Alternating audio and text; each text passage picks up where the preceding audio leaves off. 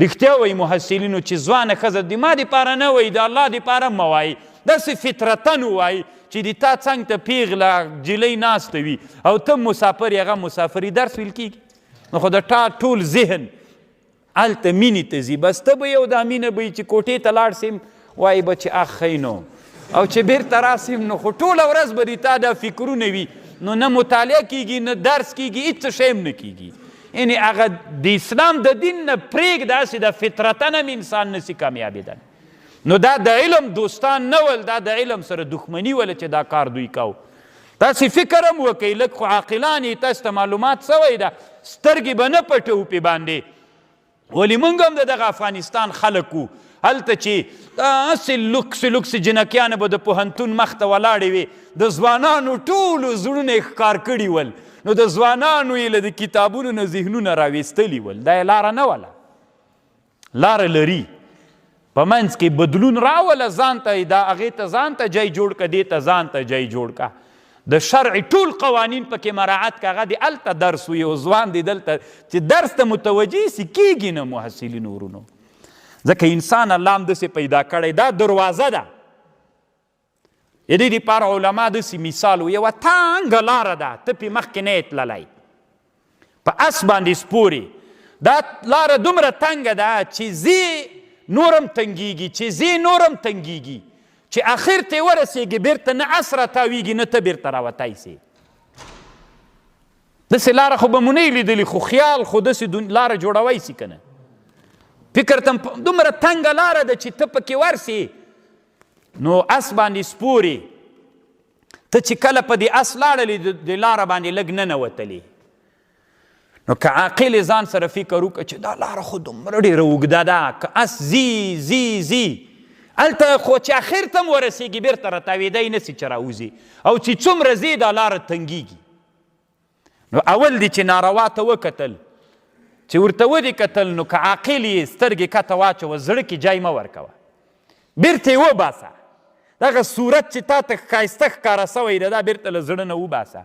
او که دلته جای ورکړې همداسې تکراروې تکراروې، نو دغه تنګ دیوال کې مزل کول دي کول دي کول دي کول دي، او اخر داسې جي ته تلل دي چې بیا اسم نه راتاویږي، نو همغلته به بیا مړ کېږي. نو باید سړی د ځان، علما وایي وی د حرامو ته کتل، یا پردی ښځې ته، یا داسې هلک ته چې حسین وي دی ته کتل، دا داسې مثال لري. دا کتل تنها دا وي داسې مثال لري لکه یوه سکروټه چې وښو کې واچوي. واښه څه وي؟ وچ واښه وي، دې وښو ته یوه سکروټه ور واچوه، څه کېږي اوس؟ دا ټول هغه خو مسمازې بانه غواړي که نه چې یو وارې اور واخلي.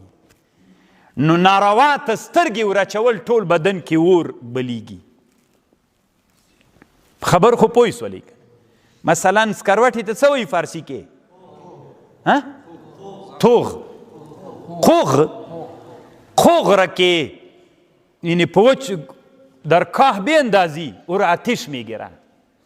نو چې سترګې د ناروا ته ور واچولې، ټول بدن ته اور راچي، ټول بدن سوځي، ځکه ټول بدن د سړیتوب نه باسي. غاړ سړی ده وایي مین ده، ښه خو کې درس ته نه راځي، نه وایي مین ده، څومره بده یي که نه. نو داسې شیانو باندې محصلینو ځان ماغه کویه. علما وی دا محبت دا اختیاری ده که اضطراری ده؟ یعنی دا محبت اختیاری وجود ته راځي که وایي دا زه اوس مین سوی یم، خو د ما اختیار کې خو نه ده که نه، بس زه مین سوی یم. نه، داسې نه ده. بعضې علما وی محبت اختیاری ده، بعضې علما وی محبت اضطراری ده، غیر اختیاری ده. علما وی دا خبره محاکمه کوي. محاکمه داسې کوي، دا چرسي خو م لیدلی ده که نه، شراب چې وخوري یو سړی، شراب چې سکر راغی، یو سړي شراب وخوړل، نو په دې شرابي کې سکر راغی، دا سکر اختیاري ده که غیر اختیاري؟ عاقلانه جواب راکوي.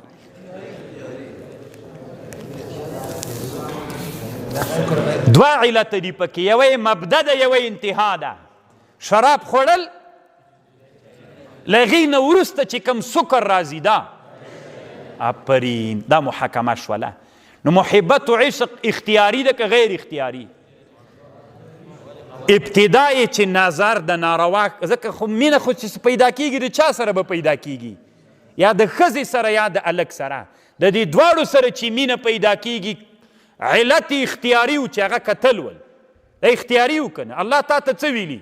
قل للمؤمنین سترګې ټیټې که نه، دا خو تا اختیار کې سته که نه؟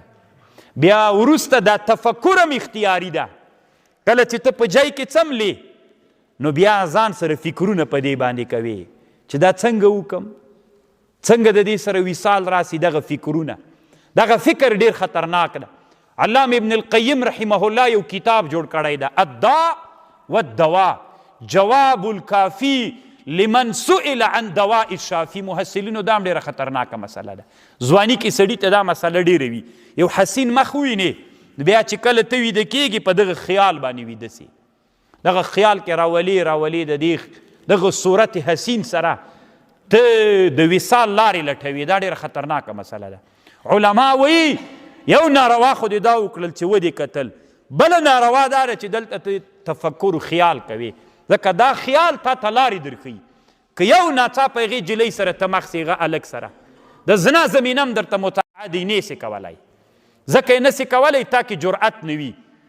نو که ته دلته هره ورځ خیال کوي لارې دې ټولې سنجولې وي، که بیا ورسره مخامخ سي بیا زنا درنه پیښیږي، لواطت درنه پیښیږي، ځکه تا دلته په خیال کې لارې سنجولې دي ټولې. نو ځکه علما وایي چې دا تفکر خیال به هم نه کوي. نو ابتدای چې نظر ده، تفکر ده، دا خیالي. وروسته بیا څوک ده؟ وروسته بیا اضطرار مرتبې ته ځي، لکه چرسي غوندې. چرسي چې کله شراب یا چرس ووهي ابتدای اختیاري، وروسته بیا څوک؟ بیا وروسته سم لیونغرت ترنه جوړ وي. الله عز وجل دې موږ او تاسې داسې نه ده چې محبت ښه کار نه ده.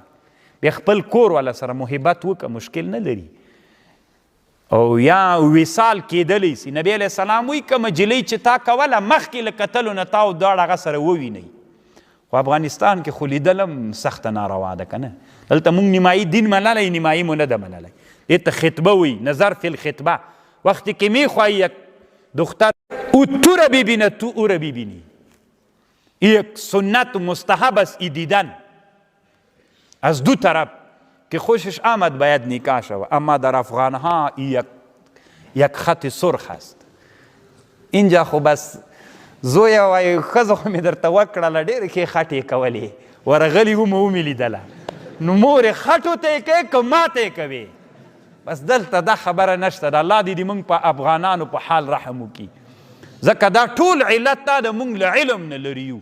کله چې موږ علم ته نږدې سو موږ کې خپله بدلون راځي. موږ نه وایي چې یو دم د محبت باب بیخي بند ده.